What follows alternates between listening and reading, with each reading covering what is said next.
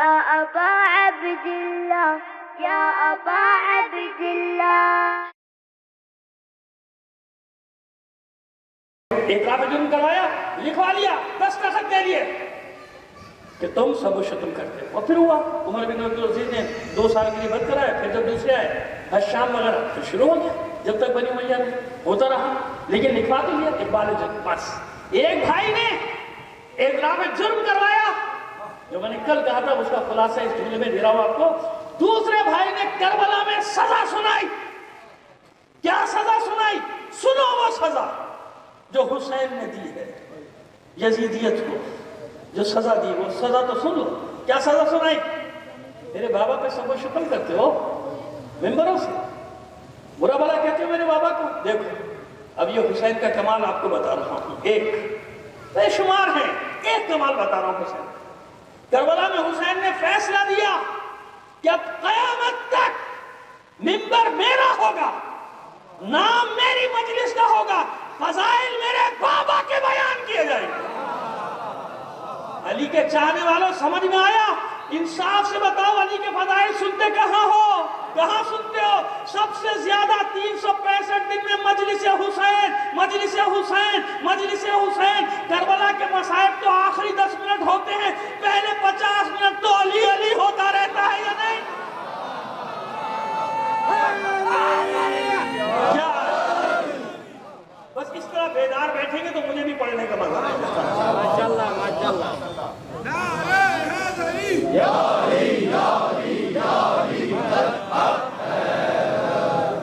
جزاک اللہ. اتنی بلند آواز سے سلوات بھی نہ فرما دیجیے گا.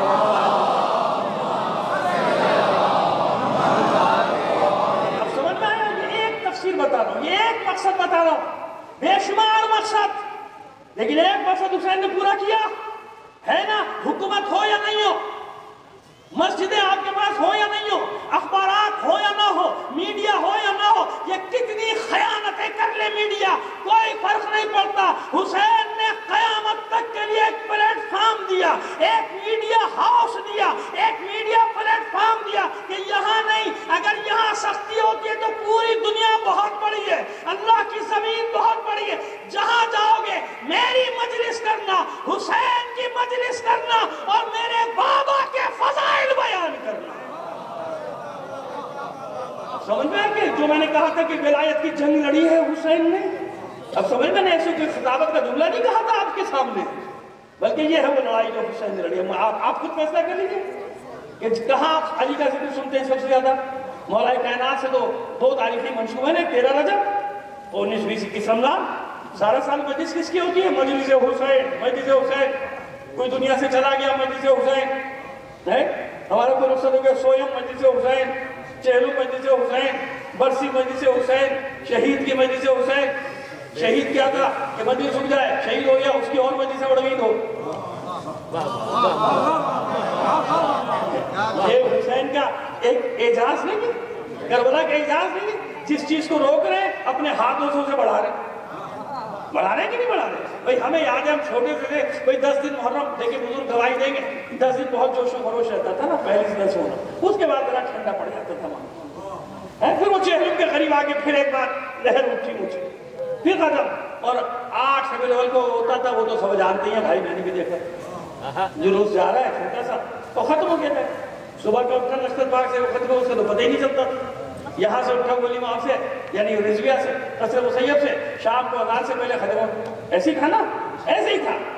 سختی کی, روکنا چاہا, لو جی وہ اور آگے بڑھ گیا,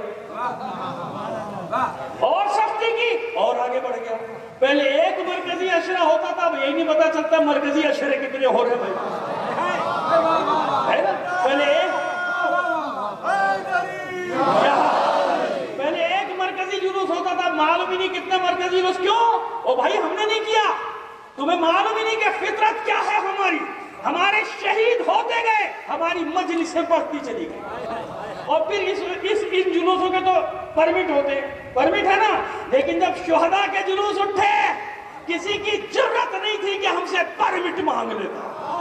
حالانکہ وہ جلوس بھی ماتمی تھے کہ نہیں, ماتمی ہوتے کہ نہیں, ماتمی جلوس تو یہ ہے حسین کا ایک اعجاز کہ دنیا جتنا دبانا چاہتی ہے ذکر حسین اتنا ہی بڑھتا چلا جاتا ہے۔ صلوات نبی محمد علی محمد کا مقصد سمجھ میں آ گیا؟ ابھی ایک مقصد، ایک پہلو کو میں نے روشن ڈال دیا آپ کے کہ کیا ہے حسین کا مقصد۔ ایک مقصد یہ ہو گیا نا اپنے بابا کی لڑائی لڑے، صرف حسین کا نہیں، یہ اشارے دے رہا ہوں کبھی تفصیل، کیونکہ موضوع کا نہیں، موضوع صرف جناب سید الشہداء ہے اس لیے یہ رکھوں گا، لیکن یاد رکھنا معصوم کونین نے بھی علی کی ولایت کی جنگ لڑی ہے، حسن مجتبیٰ نے بھی علی کی ولایت کی جنگ لڑی ہے، معصوم کونین کی صاحبزادی ثانیہ زہرا نے کوفے اور شام میں علی کی ولایت کی جنگ لڑی ہے، ہر امام نے علی کی ولایت کی جنگ لڑی ہے، ہر امام جانتے تھے کہ یہی محور ہے، یہی محور ہے، نہ اس سے آگے بڑھنا نہ پیچھے ہٹنا۔ چلیے یہ آگے بڑھنا پیچھے ہٹنے کی بھی تشریح کر دیں آپ کے لیے، آپ بیدار بیٹھے نا، یہ بوندا باندی سے گھبرا تو نہیں رہے؟ آپ کی صلوات بتائیں گی کہ آپ کیسے بیٹھے ہیں۔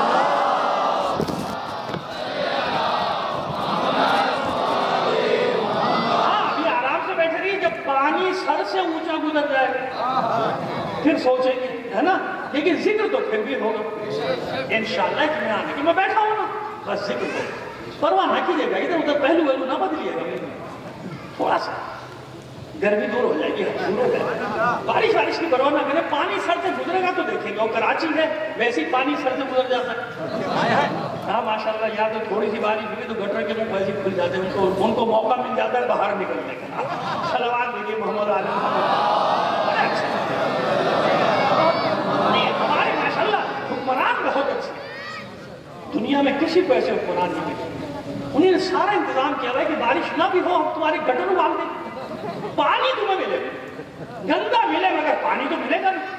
دعا کیجیے پروردگار امریکہ کو ایسے حکمران دے، اسرائیل کو دے دے، بھارت کو دے دے، کتنا مزہ آئے گا، ہے نا؟ اچھے میں برائی تو کر نہیں رہا، اتنے اچھے حکمران، اتنے اچھے، تو یہ ہمارے یہاں کیوں وہاں بھی جائیں تاکہ 6 مہینے میں ان کا بھی دخل سکتا ہو، ان کو بھی معلوم ہے کہ حکمران کیسے کسے ہیں۔ صلوات بھیجیے محمد علی محمد۔ چلیے اب ہمارا کیا واسطہ ایک باتوں سے، کیسے حکمرانی کیسے حکمران چھوڑیے، اتنا معلوم کون کس چیز کا حامی بیٹھا ہوگا، لیکن بھائی بات سنو، جب دل جلے گا تو بات تو کریں گے، ایسا تو نہیں ہو سکتا کہ ہمارا دل جلے ہم بولے بھی نہیں، کیوں نہیں بولیں گے؟ تم بھی تو صبح سے شام تک بکواسیں کیا کرتے ہو چینل سے بیٹھے، جھوٹ جھوٹ جھوٹ جھوٹ، تو تھوڑا سا سچ بھی سن لیا تو کڑوا تو ضرور ہوتا ہے۔ صلوات بھیجیے محمد علی محمد پر۔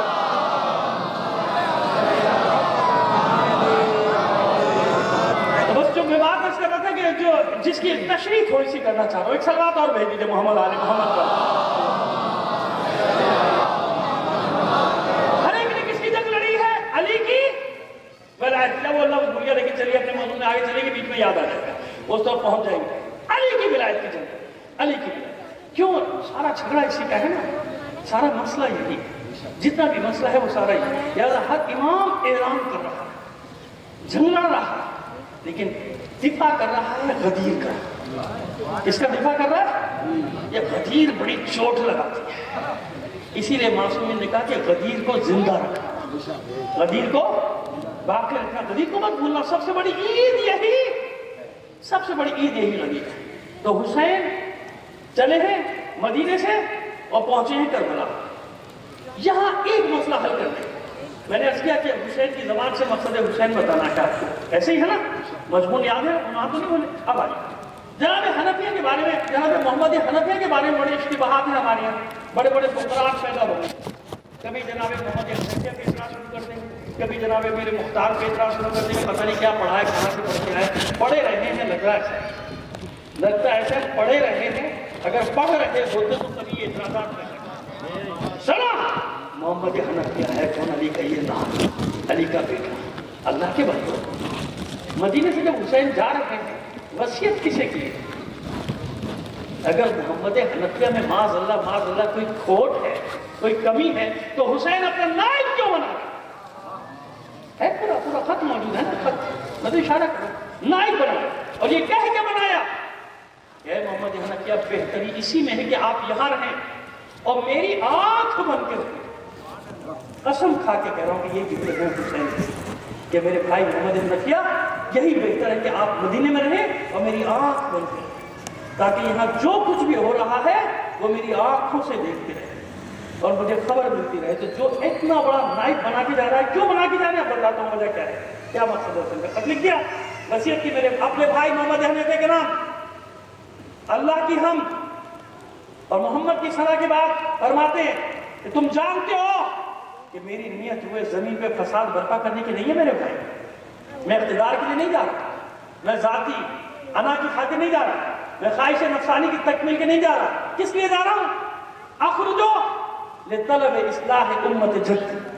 اے میرے بھائی محمد حنفیہ, میں اپنے نانا کی امت کی اصلاح کے لیے نکل رہا ہوں. کس کے لیے نکل رہا ہوں؟ اپنے نانا کی امت کی اصلاح کے لیے نکل رہا ہوں. میں اس لیے نکل رہا ہوں, اور کسی غرض سے نہیں نکل رہا. مجھے اقتدار سے بھی کوئی غرض نہیں. کیوں؟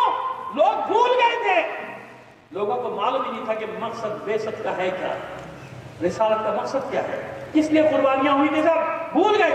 اس لیے نکل رہا ہوں. اريد ان امر بالمعروف وانهى عن المنکر.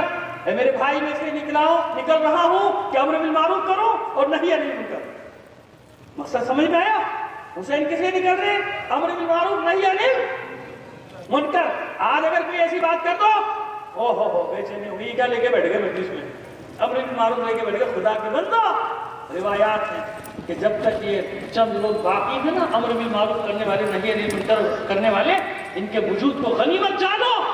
ان کی وجہ سے قوموں پر عذاب نہیں آتا. جب تک کسی گروہ میں ایک بھی ایسا فرد موجود ہے جو برائیوں سے روک رہا ہے, چاہے رکے یا نہ رکے, اور اچھائیوں کا حکم دے رہا ہے, تو اس کے وجود کو غنیمت جانو. کیوں؟ کسی بھی قوم پر جب اللہ نے عذاب بھیجا تو سب سے پہلے ان کے نیک افراد کو جو امر بالمعروف کرتے تھے, نہی عن المنکر کرتے تھے, انہیں باہر نکلنے کا حکم دے دیا. نکل جائیے. ہود ان 5 افراد کو لے کے باہر چلے جائیں گے. صالح یہ 7 افراد کو لے کے باہر چلے جائیں گے. لوط یہ اپنے 6 افراد کو لے کے باہر چلے جائیں, کیونکہ اب میں اس قوم پہ عذاب نازل کروں. ان کو لے کے نکل جائیں. سمجھ میں آ رہی تھا؟ اريد ان امر بالمعروف وانهى عن المنکر. میرا اللہ جانتا ہے کہ میں کس لیے نکل رہا ہوں. میرا اللہ جانتا ہے کہ امر بالمعروف کرنے اور نہی عن المنکر کرنے کرو. میرے بھائی, آپ یہاں ٹھہریے, آپ نے مجھے بڑے اچھے مشورے دیے. جناب محمد حنفیہ نے جانتے کیا مشورے دیے؟ جب آ کے ارادے کا اظہار کیا حسین نے کہ مجھے جانا ہے, تو آپ آئے اور بیعت کا معلوم ہوا. جناب محمد حنفیہ نے آ کے کہا میرے بھائی, یہ آپ سے گزارش ہے کہ آپ مکے کی طرف چلے جائیں. یہ مشورہ کس نے دیا ہے؟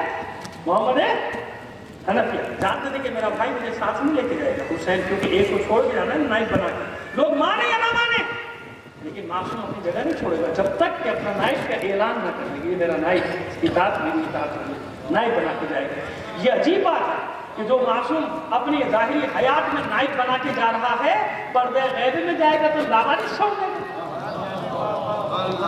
اتنا بتا دوں کہ جب محمد حنفیہ امام ہے, رسول ہے, نہیں ہے نا, لیکن نائب بنایا کہ نہیں؟ جناب مسلم بن عقیل کون ہے؟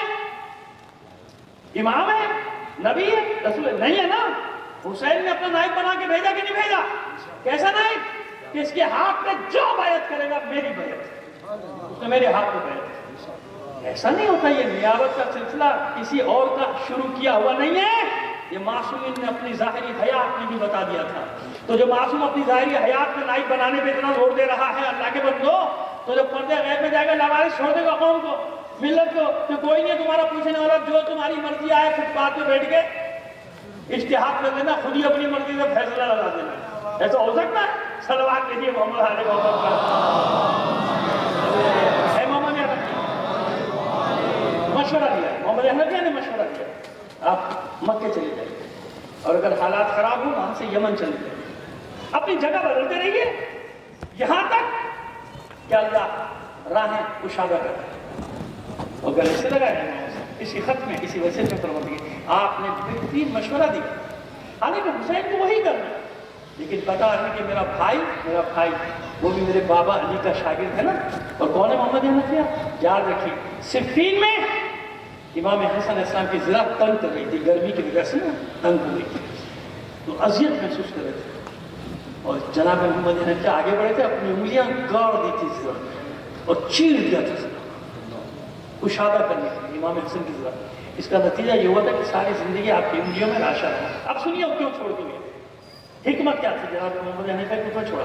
یہاں رہے جہاں محمد حنفیہ, جناب عبداللہ بن جعفر طیار جب قافلہ واپس آئے، بسائی بھی نہیں پڑ رہا، بتانا چاہ رہا ہوں آپ کی ایک راز سے پردہ اٹھا رہا ہوں، آپ کے سامنے پیش کر رہا ہوں کہ ہوا کیا، جب اسیر واپس آئے رہا ہو کر، تو محمد حنفیہ اپنے بھتیجے کو گلے لگا کے پرسا دیا، دیر تک روتے، اور پھر تاریخ کہتی ہے کہ امام سجاد اور محمد حنفیہ ایک گوشے میں چلے گئے، باتیں ہوئی، آپس میں باتیں ہوئی، اور باتوں کرنے کے بعد جناب محمد حنفیہ بیٹھے ہیں سواری پہ اور چلے گئے۔ کہاں چلے گئے کسی کو نہیں معلوم، غائب ہو گئے، روپوش ظاہر کب ہوئے، جب امیر مختار کا قیام شروع ہوا۔ سمجھ میں آیا؟ حکمت بتانے جا رہا ہوں آپ کو، کیونکہ امام، معصوم امام ظاہری طور پہ اجازت نہیں دے سکتا تھا نا، امیر مختار کو اجازت نہیں دے سکتا تھا، جبھی تو لوگ کہتے ہیں کہ امیر مختار کا قیام امام کی اجازت سے نہیں تھا، تمہیں کیا معلوم تھا کہ نہیں تھا؟ ذرا غور سے تاریخ کو پڑھا کرو، کیونکہ جب پہنچا ہے امیر مختار امام سجاد سے اجازت دینے، تو امام نے یہی فرمایا تھا کہ اس امر کا مختار میرا چچا محمد حنفیہ ہے، جو خود نہیں کہہ سکتے تھے اپنی زبان سے، حالات ایسے تھے چاروں طرف کے، لہذا کہاں رخ کیا تھا امیر مختار نے محمد حنفیہ کا، اس لیے حسین چھوڑ کر گئے تھے۔ یہ بات سید سجاد بھی جانتے تھے کہ محمد حنفی کا ایک کریکٹر ہے، کب جب امیر مختار قیام کرے گا تو امام کی نیابت میں اجازت دیں گے محمد حنفیہ، اسی لیے ابراہیم بن مالک اشتر نے ساتھ دیا، ورنہ ساتھ نہیں دینا تھا۔ اس نے کہا جب تک مجھے یقین نہیں ہوگا امام کی تائید ہے، میں آپ کا ساتھ نہیں دوں گا، جب یقین ہو جائے گا پھر ساتھ دوں گا۔ جب محمد حنفیہ نے سمجھایا کہ اس امر کا مختار میں ہوں، امام نے مجھے بنایا ہے، پھر ابراہیم بن مالک اشتر کو یقین ہوا، امیر مختار کا ساتھ دیا، تو محمد حنفیہ کے وجود کا ایک مقصد تھا، اور وہ جو کہتے ہیں کہ امامت کا دعویٰ کیا، وہ بھی سن لو۔ امامت کا دعویٰ کیوں کیا؟ کیونکہ آپ کا غلام تھا کسان، اس نے یہ شوشہ چھوڑا تھا، یہ علی کا بیٹا امام ہے، یہ علی کا بیٹا امام ہے۔ ارے علم و فضل میں جناب محمد حنفیہ کا کوئی ثانی نہیں تھا، تو علی کے بیٹا ہے، علی کا شاگرد ہے، جناب عباس کا وہ مقام ہے، جناب محمد حنفیہ کا کیا مقام ہوگا؟ تو جناب محمد حنفیہ نے کہا کہ ہاں میں امام ہوں۔ اب سنیے تسلی سے سنیے، میں بھی ہاں میں امام ہوں۔ اور جب چوتھے امام حج کے لیے آئے تو یہ اپنی جہاں پہ رکوع اس جگہ سے نکل آئے، ان کے ماننے والے بھی آ گئے، اور آ کے چوتھے امام سے کہا بھائی امام میں ہوں، کیونکہ میں چچا ہوں، میں علی کا بیٹا ہوں، آپ علی کے پوتے، خلاصہ کر رہے ہیں بات کا۔ اچھا بھائی کون گواہی دے گا؟ امام نے فرمایا حجر اسود گواہی دے گا۔ اچھا مجھے بتائیے کہ محمد حنفیہ کو نہیں معلوم کہ حجر اسود کس کی گواہی دے گا؟ پھر بھی آگے کیا چلی آئی، حجر اسود سے گواہی لیتے ہیں۔ اب پورا مجمع آ گیا کہ نہیں آ گیا؟ سارا مجمع ساتھ آ گیا۔ حجر اسود نے سید سجاد نے بڑھ کے بوسے نہیں لیے، حجر اسود نے آگے بڑھ کر لبوں کے بوسے لے لیے سید سجاد۔ بس گواہی ملی کہ امام کون۔ اب محمد حنفیہ نے اعلان کیا کہ اب معلوم ہو گیا کہ امام کون ہوتا ہے، ہم حجر اسود کا بوسہ لیتے ہیں، اور حجر اسود امام کے لبوں کا بوسہ لیتا ہے۔ اب آج کے بعد نہ کہنا کہ میں امام ہوں، اس لیے تم کو یہاں پر لایا تھا کہ دیکھ لو امام کون ہوتا ہے۔ صلوات بھیجیے محمد علی محمد پر۔ اتنا سا مسئلہ سمجھ میں نہیں آ رہا تھا، جناب محمد حنفیہ پہ اعتراض کر بیٹھے، جناب امیر مختار پہ اعتراض کر بیٹھے، دو گز کی زبانیں چل رہی ہیں ان کے خلاف، سمجھ میں نہیں آ رہی بات، تو تم میں اور دشمنوں کی زبان میں فرق کیا رہ گیا؟ وہ بھی وہی کہہ رہے، تم بھی وہی کہہ رہے، ذرا تحلیل و تجزیہ تو کیا کرو واقعات کا، کہ اصل واقعہ ہے کیا؟ بس اس لیے حسین نے چھوڑ دیا تھا مدینے میں، کیوں ضرورت ہے، ایک وقت آئے گا کہ جب محمد حنفیہ کے کردار سامنے آئے، اور جب یہ ہو گیا، یہ واقعہ ہو گیا، اس کے بعد پھر محمد حنفیہ رکوش مکے سے بھی نکل، کہاں گئے نہیں معلوم۔ اب سنیے آپ کہاں گئے محمد حنفیہ، یہ میں حتمی بات نہیں کر رہا، حتمی بات نہیں کر رہا، حتمی بات یہ ہے کہ جناب محمد حنفیہ کے ایک صاحبزادے احمد بن محمد حنفیہ، ان کا روضہ کہاں ہے؟ ام کے پاس، اب تو شہر میں آ گیا، پہلے ان سے باہر تھا، اور وہیں پہ جناب عباس علیہ السلام کے پوتے کا شہزادہ قاسم ابن فضل یا ابن علی ابن عباس، کیونکہ 3-4 بیٹے تھے جناب عباس علیہ السلام کے، ان کا روضہ، یہ دونوں روضے ساتھ ساتھ، یعنی اس کا مطلب باہر پہ گئے تھے نا محمد حنفیہ، اور ان کے ساتھ اور بھی اہل بیت کے افراد نے ہجرت کی۔ اب ایک بات آپ کو بتا رہا ہوں، یہ ٹھٹا کے پاس، ٹھٹا سے آگے کلوی جھیل ہے کلوی جھیل، یہاں پہ ایک روضہ ہے۔ میں حتمی بات نہیں کر رہا ہوں آپ سے، کیونکہ ہمارے یہاں بڑے بڑے نقصان پیدا ہو جاتے ہیں، میں خود کہہ رہا ہوں کہ بھئی یہ آخری بات نہیں ہے، لیکن بتا رہا ہوں آپ کو، وہاں ایک زیارت ہے، اور ہمارے بھائیوں کے ہاتھ میں، پہلے مولائیوں کے ہاتھ میں تھی، پھر وہ ہمارے آغا خانی کمیونٹی ہے اس کے پاس ہو زیارت جا کے دیکھ لیجیے گا. کہتے ہیں نا ہاتھ کنگن کو آرسی کیا ہے, یہ کر لیجیے. جب آپ نوری آباد سے جائیں گے اندر تو وہاں سے بھی راستہ ہے اور ٹھٹے سے جائیں گے ویسے بھی راستہ ہے. وہاں ایک روضہ ہے اور بہت خوبصورت بنا دیا گیا. پہلے اتنا خوبصورت تھا, بہت پرانا قدیم تصویریں بھی ہیں اس کے وہاں ہے کہیں جھیل کے پاس اس جگہ. اور زمانے میں آبادی کہاں ہوگی آج نہیں. ہاں ٹھٹا آباد تھا, یعنی اس کا مطلب یہ ہو کہ ٹھٹے سے آئے ہوئے یہاں پڑھا گیا. واللہ عالم میں ثواب نہیں مانتے. لیکن جانتے ہیں وہاں کس کا نام لکھا ہے؟ کوئی گیا ہے آپ میں سے؟ نہیں گیا. ورنہ کوئی ہاتھ اٹھا کے بتا دیتا کہ ہاں میں گیا ہوں اس مزار میں. جانتے کس کا مزار کیا نام لکھا ہے وہاں؟ محمد ابن حنفیہ, علی کے بیٹے محمد حنفیہ ابن علی ابن ابی طالب. یہاں کی بات کر رہا ہوں. پھر آپ سے کہہ رہا ہوں کہ حتمی نہیں ہے, آخری بات نہیں ہے, لیکن یہ نشانیاں بتا رہی ہیں نا کہ کہاں کہاں لوگ گئے, کس کس جگہ لوگ گئے. آج کا مزار نہیں بنا ہوا, صدیوں پرانا بنا ہوا ہے, کب بنا ہوا نہیں معلوم. اس زمانے کے لوگ بھی جاہل تھے. جیسے جناب مریم بی بی کا روضے پر جب میں گیا تھا لوگوں کو بڑا اعتراض ہو گیا, بڑے بڑے مقررات پیدا ہوئے, بڑے بڑے پیدا ہوئے اعتراضات کرنے والے. تمہیں معلوم نہیں کہ آل زہرا کہاں کہاں بکھر گئی. دنیا نے ایک جگہ جینے نہیں دیا انہیں. پناہ لینے کے لیے کبھی کہیں چھپتے تھے, کبھی کہیں چھپتے تھے, جنگلوں میں, بیابانوں میں, پہاڑوں میں چھپ جاتے تھے. کوئی ان کی تاریخ لکھنے والا نہیں تھا, لیکن اللہ آج کے دور میں ان نشانیوں کو ظاہر کرے. میں نہیں کہہ رہا کہ وہ جناب محمد حنفیہ کا ہی روضہ ہوگا, لیکن وہ نام لکھا ہوا بتا رہے کہ کچھ ہے, کوئی تو تاریخ ہے اس کی کہ جو وہ کہہ رہے ہیں علی کے بیٹے محمد حنفیہ کا روضہ ہے. میں نہیں کہہ رہا کہ وہ آخری بات ہے میری جو میں کہہ رہا ہوں, لیکن ایک چیز ہے نا زمین پہ موجود ہے, ایک واقعہ ہے, تو پھر تحقیق تو کرنی پڑے گی نا, دیکھنا تو پڑے گا نا کہ کون ہے, کب آیا, یہاں کیسے روزہ بنا. جیسے مزار شریف ہے نا بڑا اس کا جس پر آج کل اٹیک ہوا, تو مزار شریف کیوں نام ہے اس کا؟ کیونکہ وہاں علی ابن ابی طالب کا روزہ ہے, وہ کہتے ہیں. لیکن میں آپ سے کہہ رہا ہوں کہ حضرت علی کا روزہ نہیں ہے. یہ علی ابن ابی طالب کون ہے؟ امام حسن کی اولاد میں سے ایک ہے, لیکن کیونکہ نام ہے علی ابن ابی طالب تو لوگ کہتے ہیں, وہاں کے لوگ کہتے ہیں نہیں حضرت علی کا روزہ ہے, اونٹ یہاں پر لے کر آیا تھا. جناب کو سمجھ میں آئی کہ یہ تاریخ کے مسائل ہیں, ان میں دیکھا جاتا ہے, لیکن نشانیاں تو ہیں, اہل بیت کی نشانیاں تو ہیں. تو حسین اس لیے چھوڑ کے گئے تھے جناب محمد حنفیہ کو کہ مختار کا قیام اپنے عروج میں پہنچ نہیں سکتا تھا اگر ایک اجازت دینے والے کی صورت میں محمد حنفیہ کا وجود نہ ہوتا. ایک صلوات بھیج دیجیے محمد علی محمد. بس سمیٹتے ہیں بیان کے سمیٹتے ہیں. ابھی ایک جگہ ہم سے ذکر ہو گیا, اس کا ذکر ہو گیا, علماء کا ذکر ہو گیا. ملاحظ کر دیا نا کہ معصومین کیا کرتے ہیں, علم کو پھیلاتے ہیں. اچھا آج تعلیم ہے کہ ہر سال میں اسی ہستی کا ذکر کرتا ہوں, ہمارے یہاں آج کل فقاہت کے خلاف ایک معاذ اللہ میدان ہے, کوئی نئی بات نہیں ہے. اسی بر صغیر میں جب اخباریت اپنے عروج پر تھی تو آج سے 250 سال پہلے ایک مرد جلی کھڑا ہوا تھا, سید دلدار علی نقوی, اور معروف کس نام سے؟ حضرت غفران مآب. نام سنا ہے غفران مآب؟ خیر اس کو چھوڑ دیجیے, وہ ایک الگ تاریخ. حضرت غفران مآب جنہوں نے اخباریت کی دھجیاں اڑائی تھی, پہلا مرج ہے اس سرزمین کا, پہلا مرج وہ مرج. اس کے بیٹے مرجے 5, پھر ان کے بیٹے. اتنا بڑا حوضہ بنایا کہ نجف اور قم سے زیادہ رونق یہاں تھی بر صغیر میں, اور فتوے کے لیے کہیں جانا نہیں پڑتا تھا, خود کفیل تھے. ہماری مرجعیت نے ہم کو ایسا سنبھالا تھا. سمجھ میں آئی بات؟ یہ تھے فقہا.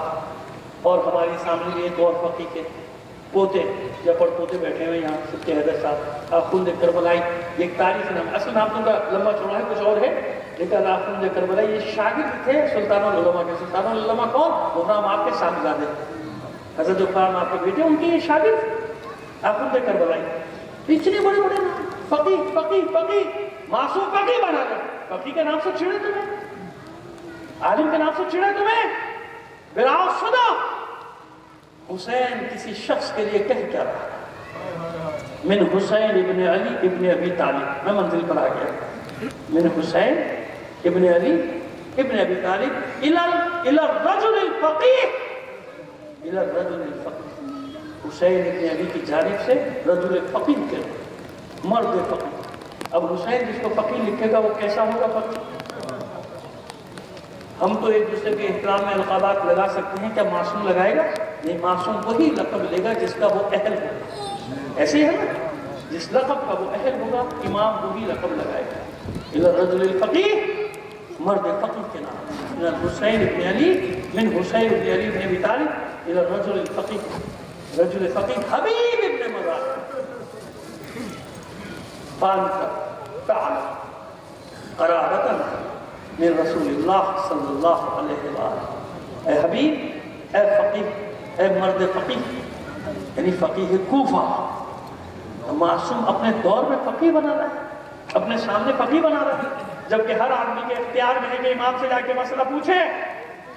لیکن نہیں، امام ہر جگہ اپنے شاگردوں کو پھیلا اور حکم دیتے تھے کہ مدینہ آنے کی ضرورت نہیں، فلاں جگہ ہمارا فلاں شاگرد ہے، اسے پوچھ لیا کرو مسئلہ. شاگرد، امام نہیں ہے، شاگرد وہ بتائے دیتے. تو کیا مقام ہے حبیب بن مظاہر کا؟ حبیب بن مظاہر خط لکھنے والوں میں ہیں.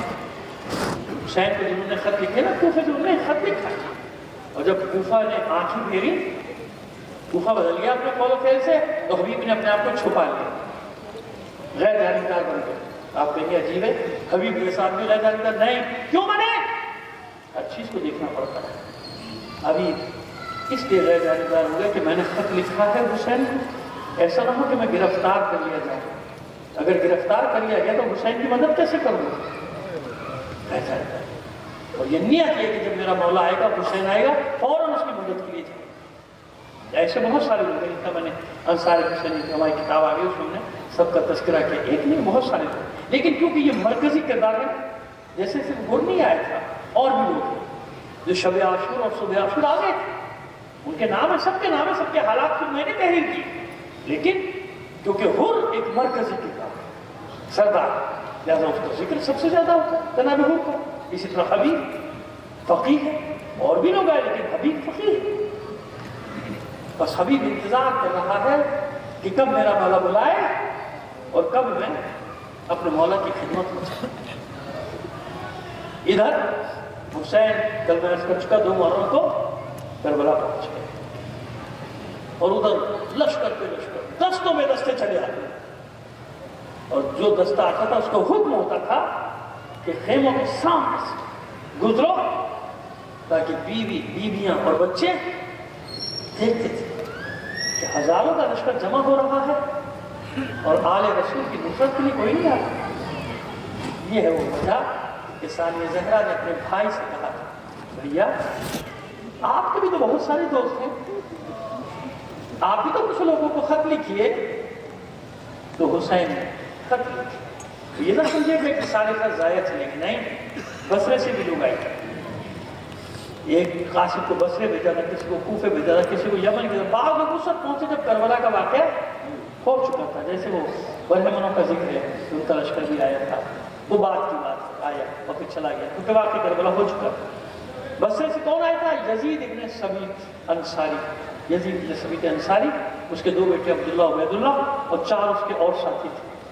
یہ 7 افراد بصرے سے آئے خط کے جواب، اور سب نے اپنی جانیں قربان کی تھی. تو میں تفصیل سے واقعہ ذکر کرتا رہتا ہوں. کوفے میں پہنچا قاسم، راستہ بنا کے گھر پہنچا حبیب کے.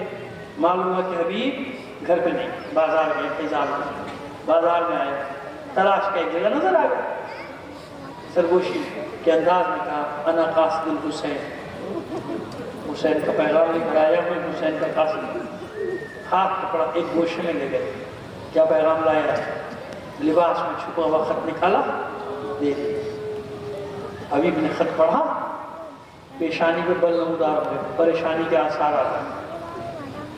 خط میں یہی تو لکھا ہے کہ حبیب دشمنوں کے نرغے میں آ گیا، جتنی جلد ہو سکے میری مدد کے لیے پہنچ جائے.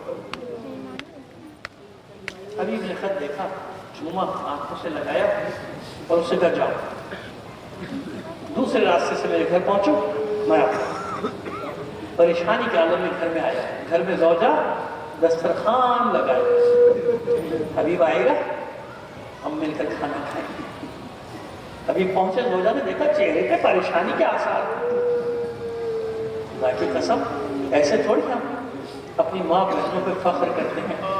ہم نے ہر موقع پہ دیکھا کہ ہماری ماں بہنوں بیٹیوں نے زوجہ گر کا اتباع کی. پچھلے چیلوں پہ آپ نے نہیں دیکھا؟ ہر خوف کو بالائے طاق رکھ کر یہ کنیزان زہرا، یہ کنیزان زینب ام کلثوم کس انداز حسینیت کا سر بلند کرنے کے لیے گھروں سے نکلی تھی. بس ابھی بھی نے پوچھا پریشان کیوں نظر آتا ہے، مسئلہ کیا ہے؟ مولا کا قاصد آیا تھا، خیر تو ہے، اسی لیے تو پریشان. کیا پریشانی کی بات ہے؟ خط آیا ہے حسین کا. پہلے تو بہت خوش ہوتا تھا خط آنے پہ، اب کیا ہوا؟ تو مومنہ کیا بتاؤں؟ حسین کے خط میں یہ لکھا ہے کہ میں دشمنوں کے درجے میں گر گیا ہوں کربلا میں، جتنی جلد ہو سکے میری مدد کو آ جائے. اب زوجہ نے کہا پھر کیا ارادہ ہے؟ میں سوچتا ہوں جاؤں کہ نہ جاؤں. تو پھر میرے اکیلے جانے سے ہوگا کیا؟ سب نے تو ساتھ چھوڑ دیا. ایسی ہے نا، یہ بھی لوگوں کا ایک جواب ہوتا ہے نا کہ میں کیا کروں گا اکیلا، ہم 10 آدمی کیا کر لیں گے، ہم 5 آدمی کیا کر لیں گے. ان تمام جوابات کی نمائندگی کر رہا ہے حبیب کا یہ جواب، اور میں اکیلا کر کے لوں گا. بس زوجہ نے یہ سنا، کھڑی ہو گئی، بس اپنی چادر پھینک دی حبیب پر. تو باہر لگا کہ اپنا کڑا ہوتا کہ چوڑیاں ہوتا کہ یہ پہن کے بیٹھ اور تو سوچ تجھے کیا کرنا ہے. وائے ہو حبیب تجھ پر، فرزند زہرا تجھے مدد کے لیے بلا رہا ہے اور تو گھر میں بیٹھ کے سوچنے کی باتیں کر رہا ہے کہ سوچتا ہوں جاؤں کہ نہ جاؤں. دیوار پر لگے ہوئے حبیب کی تلوار کے قبضے پہ ہاتھ ڈالا، کہتے بس تو بیٹھ کے سوچ، میں فرزند زہرا کی نصرت کے لیے میدان میں. بڑا افسوس ہوا حبیب. بس حبیب نے اپنی زوجہ کی الفاظ سنے، جملہ سنے اور کھڑا ہو گیا، چادر اٹھا کے سر پہ ڈالی، بیٹھ جا بیٹھ جا. بس میں تیرا امتحان لے رہا تھا، کوفے کی دوسری عورتوں کی طرح کہیں تیری نیت بھی بدل تو نہیں گئی.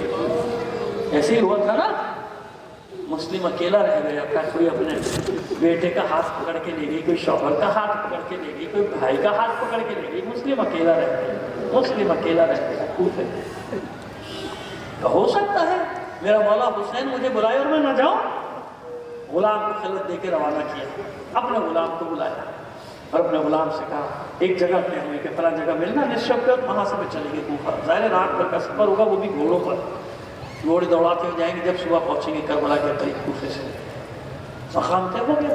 مقام کیوں طے کیا؟ بھائی ناکہ بندی ہے نا، داخلی خارجی راستے بند، پلٹ دے گا تاریخ، نہ کوئی اندر آ سکتا ہے نہ کوئی باہر جا سکتا ہے کوفے. لہٰذا راستہ بنانے میں دیر لگی، کیونکہ حبیب کو تو سب پہچانتے ہیں نا، کبھی ادھر چھپ رہا ہے کبھی ادھر چھپ رہا ہے. پہنچا دیر ہو گئی. جب پہنچا تو کیا دیکھا؟ گھوڑ کا گھوڑا پیر پٹک رہا، ساتھ میں غلام کی سواری ہے، وہ بھی بیچا. اور غلام کا عالم یہ ہے کہ گھوڑے کی گردن پہ ہاتھ پھیر پھیر کر کہتا ہے کہ بس تھوڑی دیر اور انتظار کروں گا، اگر میرا مولا حبیب نہ آیا تو میں تجھ پہ سوار ہو کے فرزند رسول کی مدد کے لیے. حبیب نے آسمان کی طرف دیکھ کر کہا باری الہ علیہ رسول پہ یہ کیسا وقت آ گیا؟ غلام آقاؤں پہ سبقت کر رہے ہیں. آگے بڑھ کر گلے سے لگایا، غلام کو دعائیں دی. کیا راستہ بنانے میں دیر ہو گئی؟ بھلا ہو سکتا ہے حسین بلائے اور میں نہ جاؤں. روانہ وہاں فجر کی نماز تمام ہوئی، صبح کی نماز تمام ہوئی. حسین نے خیموں کے باہر مسند لگائے، بیٹھے چاروں طرف انصار بیٹھے. لیکن انصار نے ایک بات دیکھی کہ حسین کی نگاہیں کوفے سے آنے والے راستے کی طرف ہے. مستقل ادھر دیکھے، سمجھ گئے کہ کسی کا انتظار کر رہا ہے ہمارا مولا. اچانک کوفے کی جانب سے گرد و غبار نمودار ہوا، ادھر گرد و غبار نمودار ہوا. حسین نے تکبیر بلند کی، اللہ اکبر. تمام انصار حسینی نے جواب دیا اللہ اکبر. سمجھ گئے کوئی ہمارا بھی دوست آ گیا، کوئی ہمارا چاہنے والا، کوئی ہمارا مدد کرنے والا. اب جب گرد و غبار چھٹا، 2 سوار نمودار ہوئے. حسین نے حکم دیا عباس جاؤ، علی اکبر جاؤ، زہیر جاؤ، ابن اوسدہ جاؤ، میرے بچپن کا دوست حبیب آ رہا، جاؤ اس کا استقبال کرو. حبیب کا نام سنا، انصار حسین دوڑے حبیب کی طرف. حبیب نے دیکھا، جب یہ لوگ قریب آئے تو دیکھا قمر بنی ہاشم سب سے نمایاں. جلدی سے اپنی سواری سے اترا، دست بستہ کہتا ہے اے فرزند بو تراب، میں اس قابل نہیں کہ علی کا بیٹا میرے استقبال کے لیے. عباس نے آگے بڑھ کر سینے سے لگایا، میرے مولا نے تیرے استقبال کے لیے بھیجا ہے. انصار حسینی اپنے جلوم میں، اپنے حلقے میں، اپنے جھرمٹ میں لے کر آئے، خیمہ گاہ کے نزدیک ہوئے. دوڑ کے اپنا سر حسین کے قدموں میں رکھ دیا اور سر قدموں میں رکھ کے بس ایک بات پوچھی، مولا مجھے آنے میں دیر تو نہیں ہوئی؟ حر نے یہ نہیں پوچھا آپ کے ساتھ کتنا لشکر ہے، مقابلے میں کتنا لشکر ہے، اس سے حر کو کوئی حبیب کو کوئی غرض نہیں. پس حبیب نے اتنا سوال کیا مولا مجھے دیر تو نہیں ہوئی. حسین نے سر اٹھا کے سینے سے لگایا، بوسے دیے سر کے، کہا حبیب نہیں، بالکل صحیح وقت پر آ گیا تو، مناسب وقت ہے، یہی وقت تھا تیرے آنے کا. تمام انصار حسینی گلے مل رہے ہیں، ہاتھ ملا رہے ہیں، مرحبا کے نعرے بلند ہیں. اچانک فضا پہنچی، سلام کیا، کہا حبیب تجھے مبارک ہو،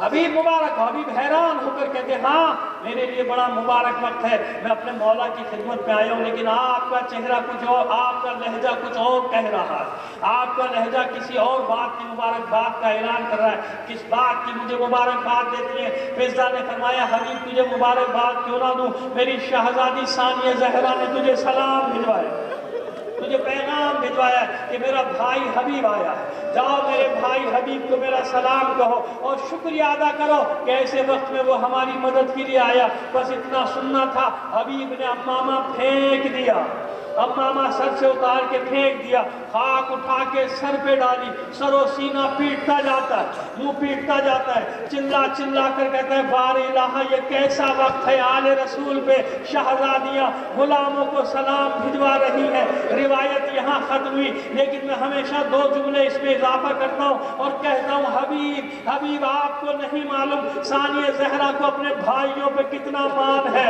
ابھی تک ثانیہ زہرا مطمئن ہے کہ جس کے اتنے بھائی ہوں کس کی مجال ہے اس کے سر سے چادر چھینے گا، کس کی مجال ہے اس کے بازو میں رسن باندھے گا، کس کی مجال ہے اسے کشا کشا قیدی بنا کر بازاروں میں پھرائے گا. لیکن اے حبیب عصر عاشور کے بعد یہی زینب اپنے ایک ایک بھائی کو آواز دیتی رہی. میرا یقین ہے، مجھے یقین ہے کہ شہداء کے کٹے ہوئے لاشیں تڑپتے ہوں گے، آوازیں آتی ہوں گی آل رسول کیا کرے، موت نے مجبور کر دیا، پھر زندگی دلوا دیجئے، پھر آپ پر اسی طرح اپنی جانیں قربان کر دیں. الا لعنت اللہ علی القوم الظالمین فسيعلم الذين ظلموا أيام منقلب ينقلبون.